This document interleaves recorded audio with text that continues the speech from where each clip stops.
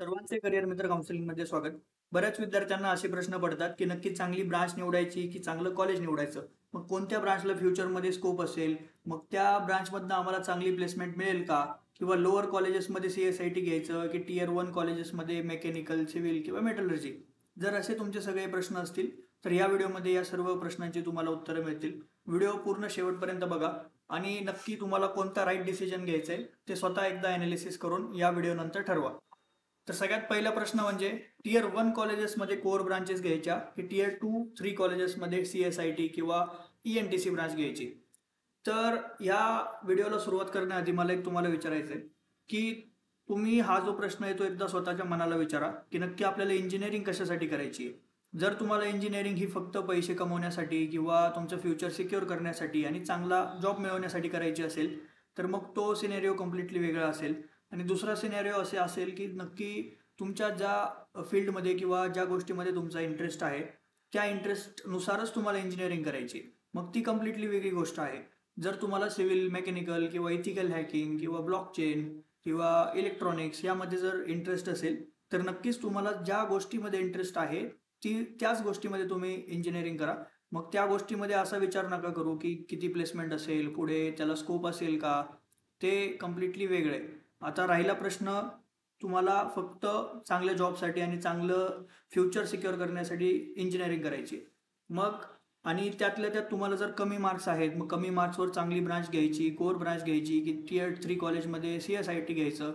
तर या तिन्हीचं कॉम्बिनेशन तुम्हाला करावं लागेल. मग तुम्हाला आता काय बघायचं आहे, तुम्हाला फक्त असे कॉलेज बघायचे ज्या कॉलेजमध्ये सगळ्या ब्रांचला चांगली प्लेसमेंट असेल, मग ते इव्हन कोर ब्रांचेस असले तरी चालतील. मग अशा कॉलेजेसमध्ये जर तुमचं ॲडमिशन झालं तर ते नक्कीच तुमच्या फ्युचरसाठी चांगलं असेल.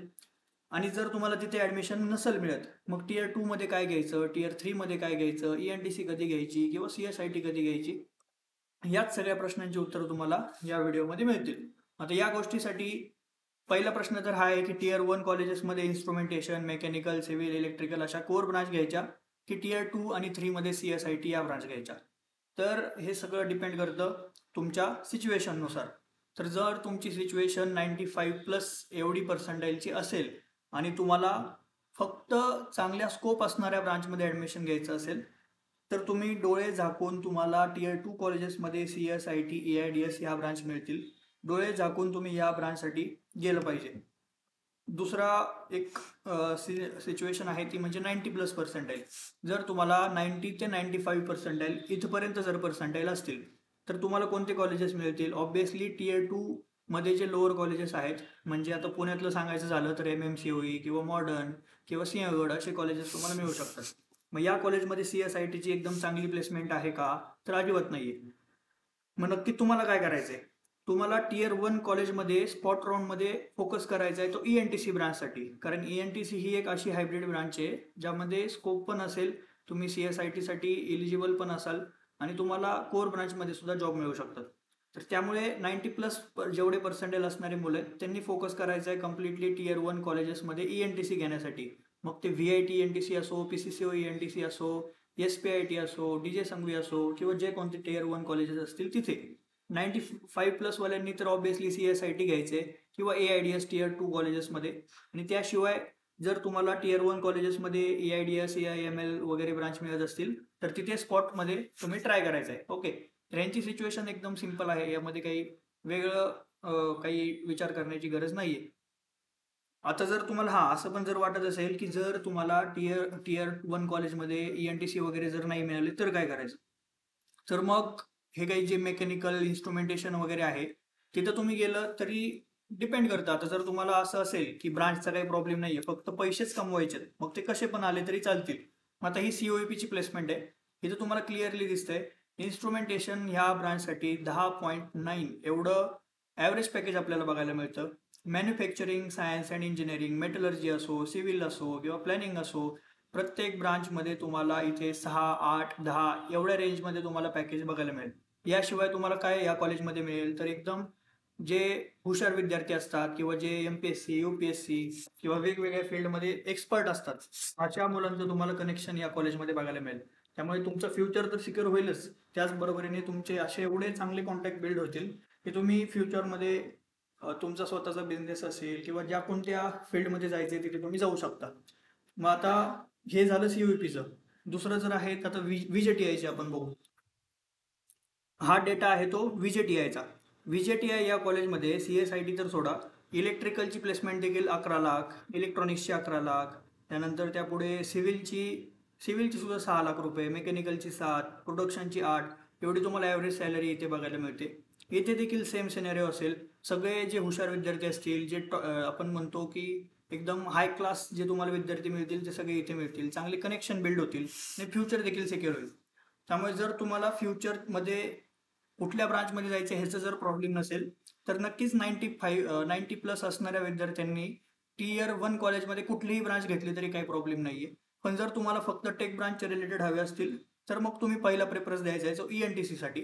ईएनटीसी मिळालं तर ठीकच आहे, नसेल तर या ब्रांचमधले कुठलेही ब्रांच घ्या.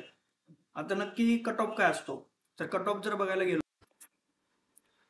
तर आमच्या विद्यार्थ्यांचा सीओईपी मध्ये लास्ट जो कट ऑफ होता, म्हणजे एकदम कमीतला कमी मी सांगतोय, 88% आमचा एक विद्यार्थी मेटलर्जी ब्रांचमध्ये त्याचं ॲडमिशन झालं होतं. PICT मध्ये देखील एक 85, 83 इथपर्यंत तुम्हाला कट ऑफ जायला बघायला मिळेल ENTCसाठी. एकदम लास्ट डेच्या दिवशी जर चमत्कारासारखी कंडिशन झाली तर. SPIT मध्ये देखील सेम सिच्युएशन आहे. आणि बाकीच्या कोर ब्रांचसाठी तर नक्कीच इथे 90च्या आसपास तुम्हाला कट ऑफ गेलेला बघायला मिळेल. तर मग आता तुम्हाला हे आन्सर तर मिळालं असेल की 90 आणि 95+ वाल्या विद्यार्थ्यांनी काय करायचंय.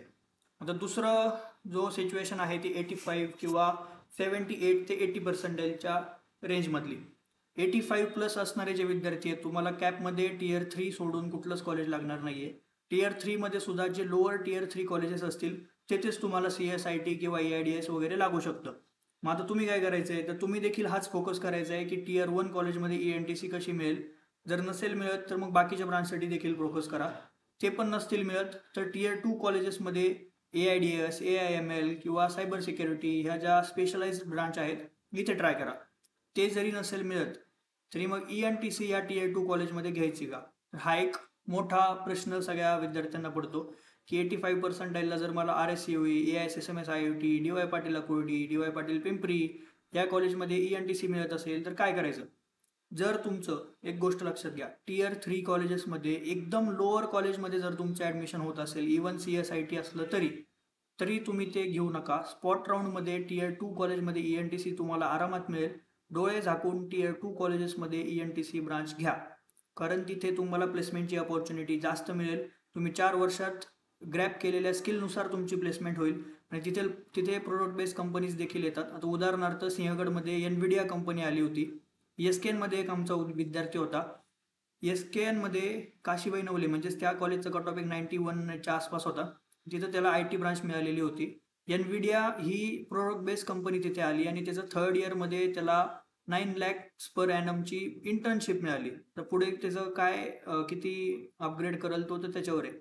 अजून एक उदाहरण द्यायचं झालं तर सिंहगड कोंढवामध्ये आमची एक विद्यार्थिनी होती. तिला 17.5 लाख रुपयाची NVIDIA मध्ये प्लेसमेंट झाली.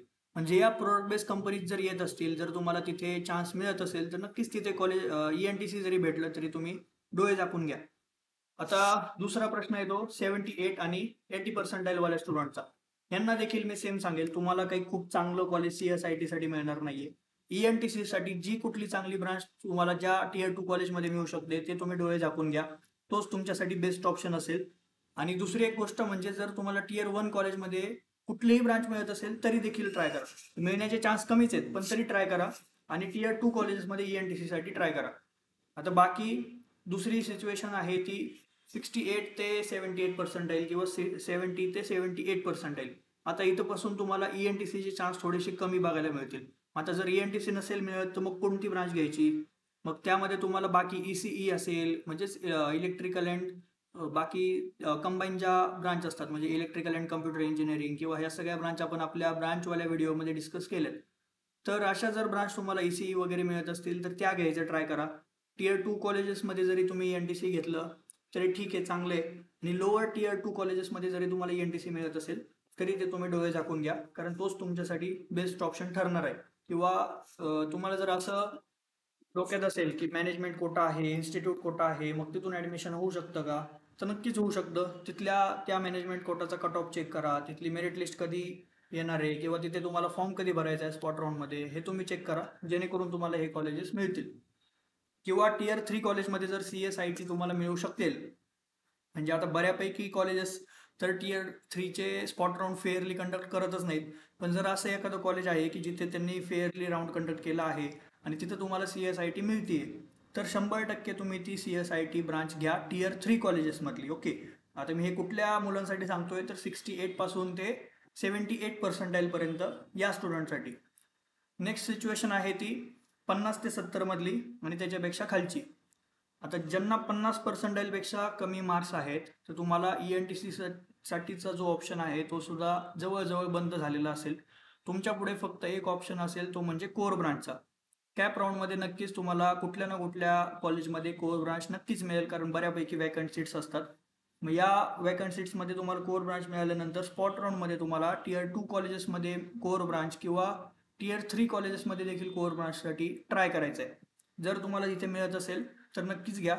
मग टियर 3 मध्ये तुम्हाला ENTC मिळत असेल स्पॉट राऊंडमध्ये तर ती घ्या.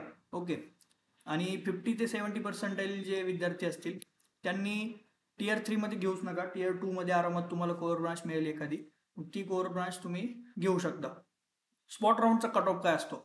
स्पॉट राऊंडचा कट ऑफ हा मी आत्ता जसं सांगितल्याप्रमाणे COEPचा 88 पर्सेंटाईल मेटलर्जीसाठी कट ऑफ गेलेला होता, कमीत कमीवाला. PICT साठी ENTC साठी 85च्या आसपास गेलेला होता. DJ संघवीसाठी देखील सेम आहे, पण तिथे वेगळं आहे कारण तिथे मायनॉरिटीचं कॉलेज आहे. वालचंदला सहजासहजी कोणी एवढं लांब स्पॉट राऊंडसाठी जात नाही, पण तिथला कट ऑफ देखील 90च्या आसपास आहे कोर ब्रांचचा देखील. आणि बाकी अशी सिच्युएशन दरवर्षी असते, त्याच आसपास 1-2 पर्सेंटाईलच्या वर खाली कट ऑफ जातो. तर मग पुढचा प्रश्न असा असेल की कोर ब्रांचमधले नक्की कुठली ब्रांच चूज करायची आहे. तर पहिला प्रेफरन्स तर ENTCलाच द्यायचा आहे.